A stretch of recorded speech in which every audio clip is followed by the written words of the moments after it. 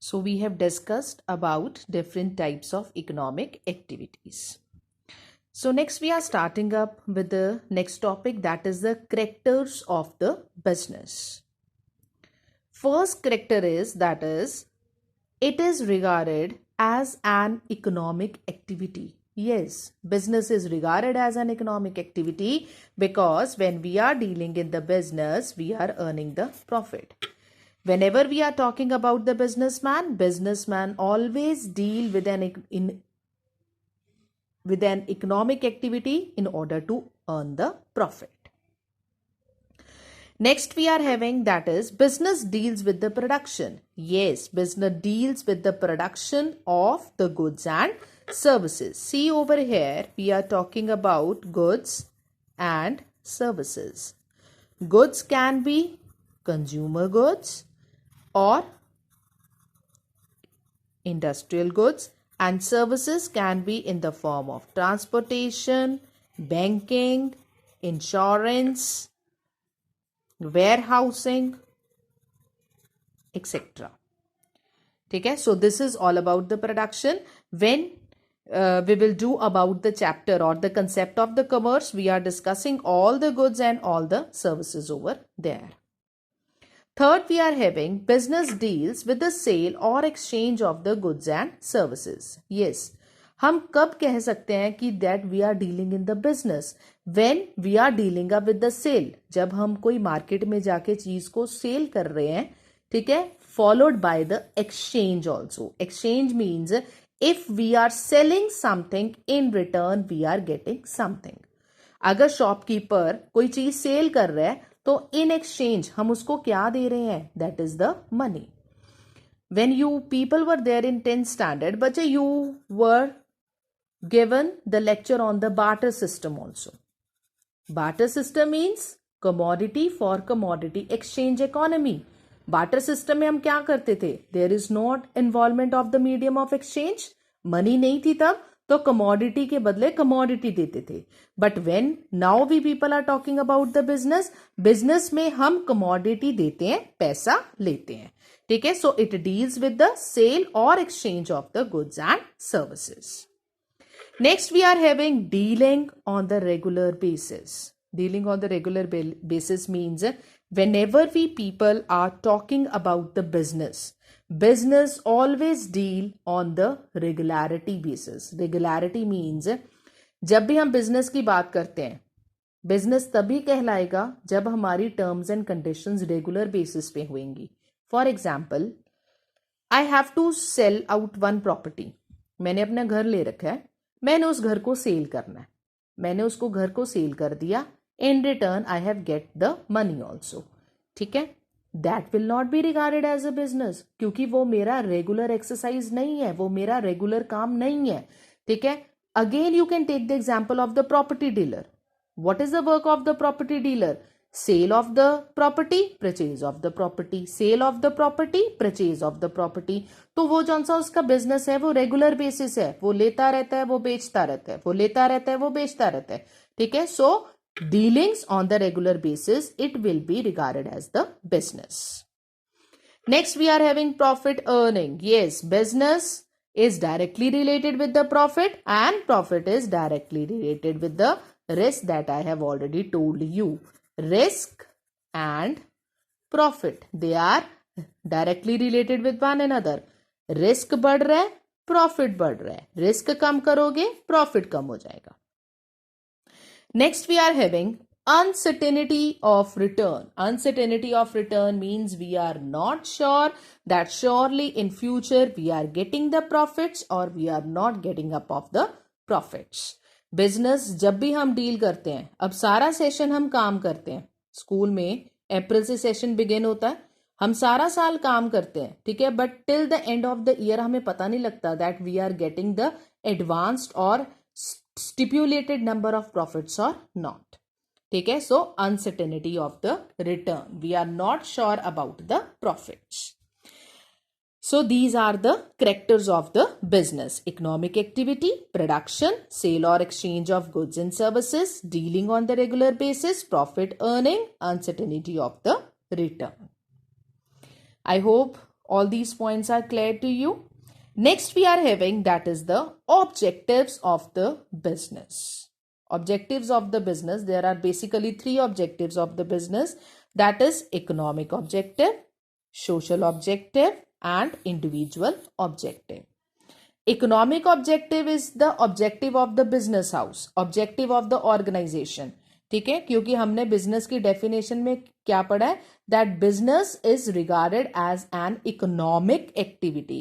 तो उन्होंने बिजनेस को इकोनॉमिक में कन्वर्ट करके यूज कर दिया. तो here you can write about the objectives of the business also. So these are the main objectives. But apart from this objective, business have to fulfill social objective also and individual objective also. So first, under the economic objective or the organizational objective or the business objective, we are having survival, profit, growth. कोई भी business house होता है, जब हम अपना business set करते हैं, हम कभी भी ये नहीं सोचते कि हाँ हम 2 साल बिजनेस करेंगे उसके बाद हम अपना बिजनेस बंद कर देंगे. नहीं, we haven't thought of the discontinuity of our business concern. So whenever we are talking that about the business, the first objective of the business that my business should run indefinite for the longer period of time. क्योंकि अगर मेरी reputation market में बन जाती है, ठीक है, then I will be gifted up with the huge amount of the profits. ठीक है, तो जितनी देर प्रॉफिट्स आते रहेंगे बिजनेस ऑर्गेनाइजेशन उतनी देर मार्केट में अच्छी तरह से फ्लक्चुएट करती रहेगी. Next we are having profit. Yes, this is the objective of each and every business कि हमें at the end of the year profits ही हो, लॉसेस के बारे में कोई भी नहीं सोचता. Third, we are having growth. Growth means growth of the enterprise, growth of the organization. मैंने अपना बिजनेस स्टार्ट किया, मैंने अपना बिजनेस जौन सा है घर से ही स्टार्ट किया. जब मैंने अपने घर से बिजनेस स्टार्ट कर रही हूँ तो मैंने जौन सा सामान बेचने के लिए रखा हुआ था ना, वो सिर्फ एक रूम में ही रखा हुआ था. मेरे बिजनेस को बहुत ज़्यादा इफेक्टिव अमाउंट्स ऑफ प्रॉफिट्स मिले बिकॉज मेरी रेप्यूटेशन भी बन गई, मेरी गुडविल भी बन गई मार्केट में. तो मैंने क्या किया, after we can say getting the profits, मैंने मार्केट में एक शॉप ले ली. I started up with the business. उसके बाद जब मेरे पास और इफेक्टिव प्रॉफिट्स आ गए, मैंने क्या किया, अपनी शॉप्स के साथ 2 और शॉप्स खरीद ली. क्लियर? तो अब ये क्या हो रहा है, that is regarded as the growth. Profits आते रहेंगे, बिजनेस उतना ही हमारा क्या करी जाएगा, ग्रो करी जाएगा. Next we are having that is the social objectives. Social objectives means business के कुछ ऑब्जेक्टिव सोसाइटी की तरफ भी होते हैं. ठीक है, because if we people are talking about the business, we have to do the selling and the purchasing of goods and services. तो हमारी इफेक्टिव सेलिंग तभी हो सकती है if we are having the good reputation in the market. तो reputation हमारी कौन बनाता है, that is the general public. अगर हम जनरल पब्लिक को अच्छे क्वालिटी के गुड्स नहीं प्रोवाइड करेंगे, वो दोबारा से बंदा हमारे आउटलेट पे नहीं आएगा अपना सामान खरीदने के लिए. So business have certain kind of responsibilities toward the society also.